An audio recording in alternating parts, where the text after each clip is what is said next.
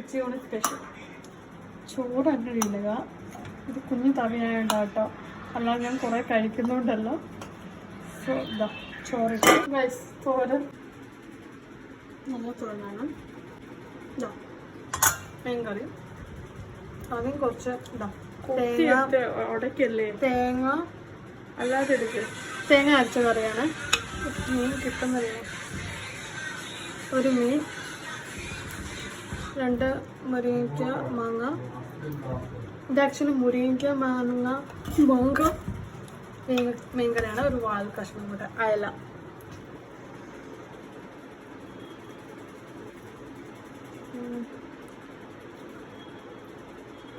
അടിപൊളി. അതിമനോഹരമായ കാറ്റും നല്ല വ്യൂവും ഒപ്പം നാടൻ ഫുഡും.